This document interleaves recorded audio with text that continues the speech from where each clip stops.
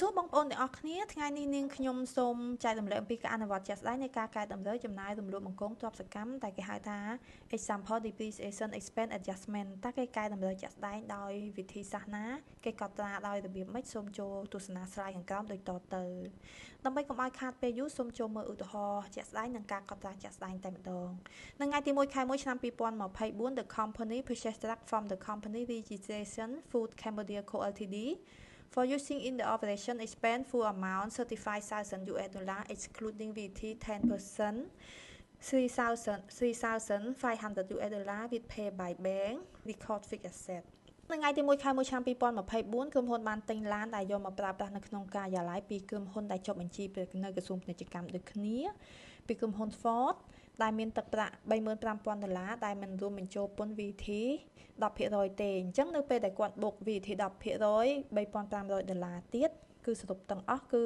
$38,500ដែលគាត់ទូទាត់ជូនអ្នកផ្គត់ផ្គង់តាមរយៈធនាគារកត់ត្រាខាងក្រោមដូចតទៅថ្ងៃទី1 ខែ 1 Vision Cost ជាប្រភេទ Fixed Asset វាកើនឡើងនៅខាង Debit តែមានទឹកប្រាក់$35,000នៅថ្ងៃទី1 ខែ 1 ឆ្នាំ 2024ក្រុមហ៊ុននេះគឺជាក្រុមហ៊ុនចុះបញ្ជីអញ្ចឹងគេចេញជាប្រភេទតាក់ invoice ជូនយើងតាក់ invoice VAT 10% នេះដែលយើងអាចកាត់កង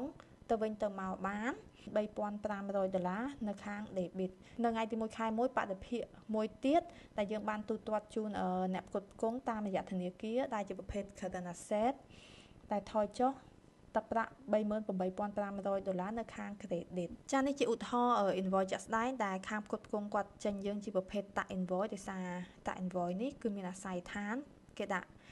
វិក័យប័ណ្ណអាករប្រភេទតាក់ invoice ហើយគេមានចេញអតប VAT 10% នេះជាប្រភេទនេះគឺ invoice ប្រភេទនេះគឺជាគេហៅថា invoice ដែល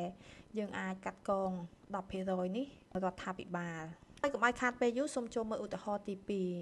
ថ្ងៃទី1 ខែ 1 ឆ្នាំ 2024 the company purchased high combination of FIDES and connection top of FIDES share amount $3,500 and buy shares to keep critical money amount $450 from the company non-registration Davi Furniture with pay by bank please record as fixed asset ខែ 1 ឆ្នាំ 2024 ក្រុមហ៊ុនបានទិញទូកៅអីសាឡុងទាំងអស់ដែលសរុបទឹកប្រាក់$3,500និងបានទិញទូដែកសម្រាប់ទុកលុយចំនួន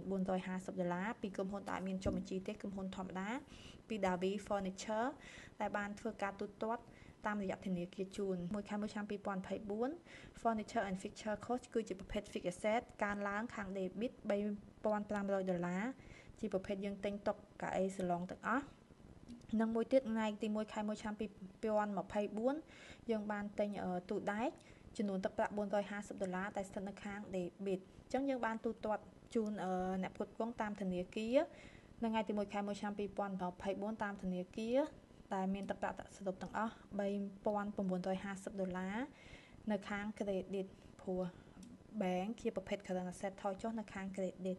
ឧទាហរណ៍ទី3នៅថ្ងៃទី1 ខែ 1 ឆ្នាំ 2024 the company purchased computer Dell quality file amount $9,000 and printer amount $900 from the company DK Computer Cambodia Co Ltd with pay by bank please record as fixed asset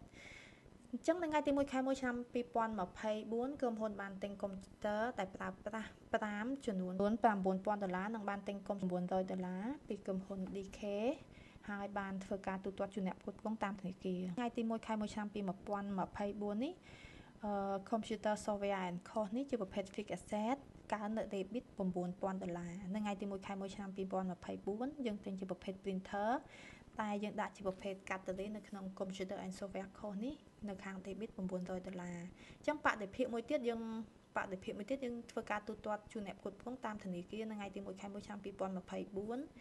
តាមធនាគារដែលទឹកប្រាក់ថយចុះ$9,900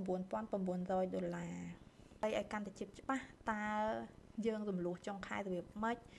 ធ្វើបញ្ជីតារាងរបៀបម៉េចសូមកុំភ្លេចចូលទស្សនានៅវីដេអូបន្ទាប់ទៀតជាពុកម៉ែបងប្អូនទាំងអស់គ្នាចង់ទទួលបានចំណេះដឹងកត់ត្រាបញ្ជីនិងរៀបចំបញ្ជីគណនេយ្យសូមកុំភ្លេចចូលទៅមើលនៅក្នុង website aft-center.com ហើយកុំភ្លេចចុះឈ្មោះរៀនពីគណនេយ្យនិងហិរញ្ញវត្ថុនៅក្នុង AFT Center សូមប្រឹក្សាយោបល់តាមរយៈលេខទូរស័ព្ទលេខ 068 79 7000 និង 016 38 7000 ចា៎អរគុណ